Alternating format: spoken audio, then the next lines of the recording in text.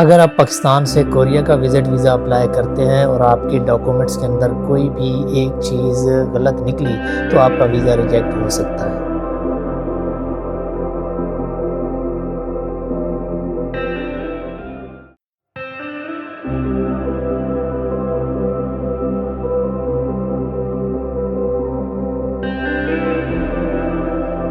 अस्सलामुअलैकुम एवरीवन, क्या हाल है आप सबके। मैं हूं अफसान हैदर और मैं कोरिया के अंदर रह रहा हूं और आपको कोरिया के बारे में कंप्लीट डिटेल दे रहा हूं। सो चलिए आज की वीडियो को शुरू करते हैं। सो इस वीडियो में मैं आपको एग्जैक्ट ऑथेंटिक और जेन्युइन डॉक्यूमेंट्स की लिस्ट बताऊंगा जो कि एम्बेसी चेक करती है। सो सबसे पहला जो डॉक्यूमेंट्स है वो आपका पासपोर्ट होता है। आपका पासपोर्ट वैलिड होना चाहिए और आपका पासपोर्ट की वैलिडिटी जो एक्सपायरी है वो 6 मंथ से ज़्यादा होनी चाहिए।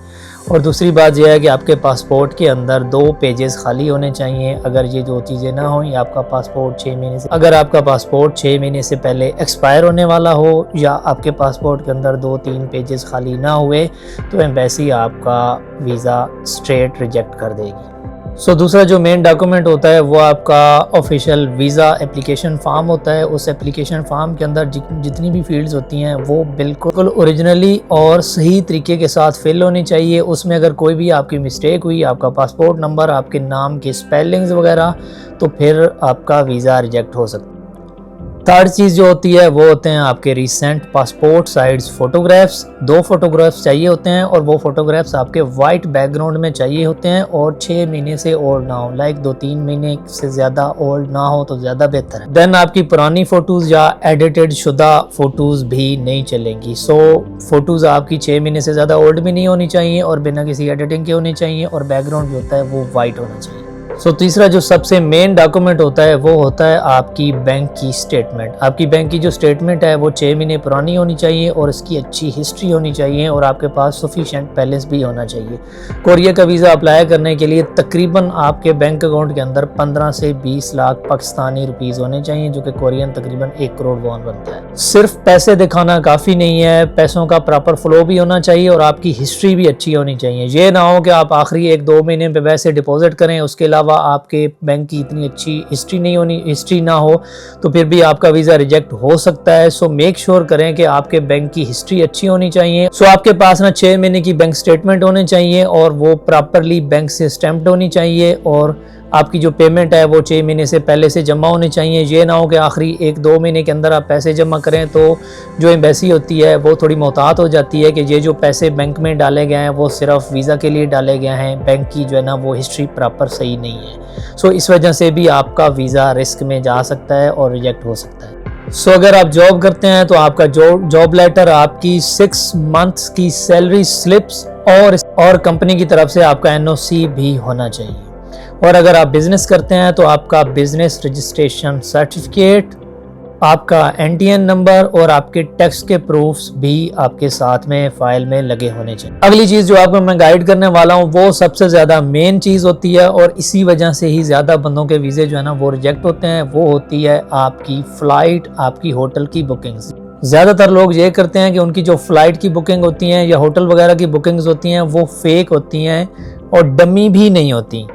ये भी मैं बताता चलूँ कि डमी और फेक का मतलब क्या होता है। डमी जो टिकट होती है वो ओरिजिनल होती है। डमी बुकिंग जो होती है वो ओरिजिनली जो जिस होटल से या जिस एयरलाइन से आपकी बुकिंग होती है उनके पास आपका कंप्लीट रिकॉर्ड होता है लेकिन पेमेंट नहीं होती।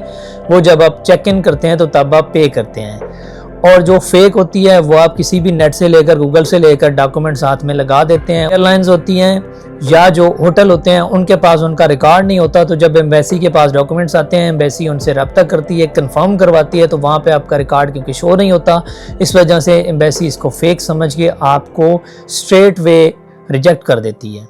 जब भी बनाएं हमेशा डमी आपके चल सकते हैं डॉक्यूमेंट्स, होटल बुकिंग और एयरलाइन बुकिंग्स वगैरह, लेकिन कभी भी फेक डॉक्यूमेंट्स ना लगाएं, इससे आपका वीज़ा स्ट्रेट वे रिजेक्ट हो जाएगा।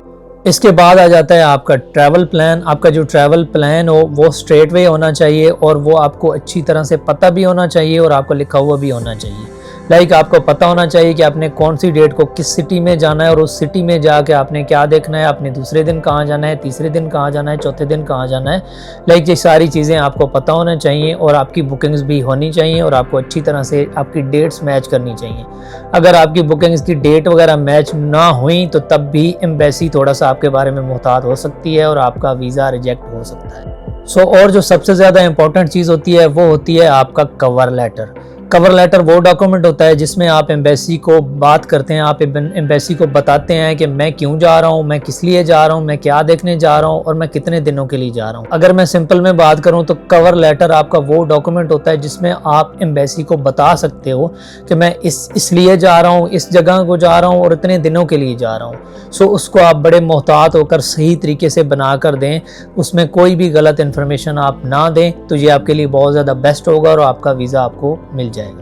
ये थी आज की वीडियो। आई होप आपको अच्छी लगी होगी और आपको इसमें से इन्फॉर्मेशन मिली होगी। तो चैनल को लाइक सब्सक्राइब करना ना भूलें। मिलते हैं अगली वीडियो में। अगर आप किसी भी कोरिया से रिलेटेड टॉपिक पे वीडियो चाहते हैं तो मुझे कमेंट्स में लाजमी बताएं, मैं इसको ज़रूर बनाने की कोशिश करूँगा। और दूसरी बात यह है कि आप अगर कोरिया में आना चाहते हैं तो मुझे ज़रूर बताएँ आप कोरिया में आके कोरिया में कौन सी चीज़ देखना चाहते हैं और कौन सी जगह आपको सबसे ज़्यादा पसंद है। मिलते हैं अगली वीडियो में। अल्लाह हाफ़िज़।